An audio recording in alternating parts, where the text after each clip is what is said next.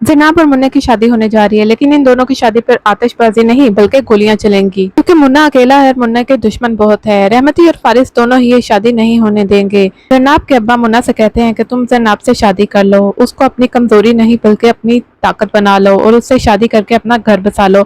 तो ये जनाब के अब्बा का एक बहुत बड़ा कदम था, क्योंकि कोई नहीं जानता कि मुन्ना कब मर जाए, क्योंकि वो एक गुंडा है और उसके दुश्मन बहुत ज्यादा हैं। दूसरी तरफ रहमती को मौसम बताएगा कि भाभी की शादी हो रही है। रहमती पूछेगा कि किसके साथ, मौसम उससे बताएगा कि मुन्ना के साथ। अब रहमती की जल्दी से कोशिश होगी कि वो जल्दी से सही हो जाए और मुन्ना पर जाकर गोलियां बरसाए, लेकिन वो इतनी जल्दी सही नहीं होगा क्योंकि उसकी टांगे बहुत ज्यादा खराब हैं और डॉक्टर को भी धमकी दे देता है कि अगर मेरी टांगे जल्दी सही ना हुई, मैं टांगों पर ना चला तो सबको गोलियों से उड़ा दूंगा। दूसरी तरफ जब ये बात फारिस को पता चलेगी तो फारिस बहुत ज्यादा हैरान होकर जल्दी से अपनी गाड़ी निकालकर जन्नाब के पास जाएगा। उसके घर जाकर उसको कहेगा, जन्नाब तुम बेवकूफ हो गई हो, ये तुम क्या बेवकूफी करने जा रही हो? तुम्हें नहीं पता कि मुन्ना कितना बड़ा गुंडा है और तुम अपनी जिंदगी क्यों बर्बाद कर रही हो? तुम क्यों अपनी जिंदगी मुन्ने के पीछे खराब कर रही हो? मुन्ने के बहुत ज्यादा दुश्मन है, उसकी जिंदगी का कोई भरोसा नहीं है। तुम एक पढ़ी लिखी जर्नलिस्ट हो जबकि मुन्ना एक गुंडा है। तो जन्नाब फारिस को दो जवाब देगी, कहेगी कि मुझे अच्छी तरह पता है कि मुन्ना क्या है और क्या नहीं, तुम्हें मेरी फिक्र करने की जरूरत नहीं है। मैं अच्छी तरह जानती हूँ कि मुन्ना माफिया के लिए नहीं बल्कि माफिया के खिलाफ लड़ रहा है। जबकि फारिस अपनी जलालत उठाकर यहाँ से चला जाएगा और घर जाके भी वो इसी कोशिश में लगा रहेगा कि वो शादी ना होने दे। फिर जब फारिस को इतने गुस्से में देखेगी तो वो कहेगी कि तुम इन दोनों की शादी में नहीं पड़ोगे, इनकी शादी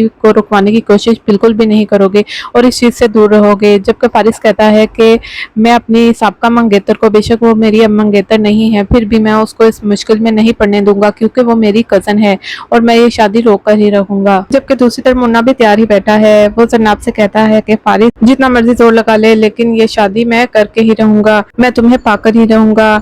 मुन्ना का ये एटीट्यूड देखकर मिर्फा इसके पास आती है और कहती है कि आखिर तुम्हें लोग कहते क्या हैं? तो मुन्ना कहता है, जो मुझे नहीं जानते वो मुझे मुन्ना कहते हैं और जो जानते हैं वो मुझे भाई कहते हैं। तो वो कहती है कि मैं तुम्हें क्या कहूँ? तो मुन्ना कहता है कि मैं आपकी बहुत इज्जत करता हूँ इसलिए आप मुझे भाई कह सकती हैं। तो मिर्फा कहती है कि देखो मुन्ना, तुम माफिया से लड़ने जा रहे हो, माफिया कोई मामूली चीज नहीं है, वो चीन की तरह मजबूत है, उससे लड़कर तुम पाश पाश हो जाओगे। मुन्ना कहता है कि देखते हैं कि मैं पाश पाश होता हूँ या माफिया पाश पाश होता है। मिर्फा मुन्ना से कहती है कि रहमती और फारिस ने ठान ली है, वो तुम्हारी शादी बिल्कुल भी जन्नाब से नहीं होने देंगे। मुन्ना कहता है कि किसी का बाप भी मुझे जन्नाब से शादी करने पर नहीं रोक सकता। दूसरी तरफ मुन्ना सीधा जन्नाब के पास जाता है और उसे कहता है कि देखो, रहमती और फारिस बिल्कुल भी नहीं चाहते कि मेरी और तुम्हारी शादी हो। वो दोनों हम दोनों को अलग करने के लिए अपनी एड़ी चोटी का जोर लगा देंगे। वो कभी भी तुम्हें मेरा नहीं होने देंगे, लेकिन तुम भी जान लो, तुम परेशान ना होना, मैं तुमसे शादी करके ही रहूंगा, तुम्हें पाकर ही रहूंगा। ये सुनकर जन्नाब काफी हैरान होती है कि पहले वो ऐसे शख्स से मोहब्बत करती थी जो कि बुज़दिल था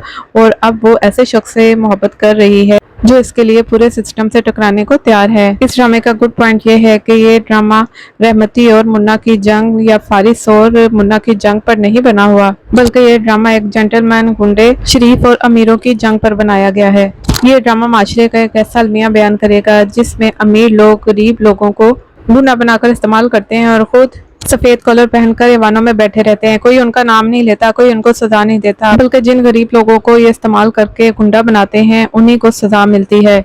असल गुंडे तो ये लोग हैं जो इनसे काम लेते हैं, इनको गुंडा बनने पर मजबूर करते हैं। पाकिस्तान में इस टॉपिक पर पहले कभी भी ड्रामा नहीं बना, इसलिए ड्रामा बहुत ज्यादा पसंद किया जा रहा है। तो नाज़रीन, आप लोगों को ये ड्रामा जेंटलमैन कैसा लग रहा है? नीचे अपनी राय का इज़हार कमेंट सेक्शन में जरूर कीजिएगा और हमारे चैनल को साथ भी सब्सक्राइब कर दीजिए।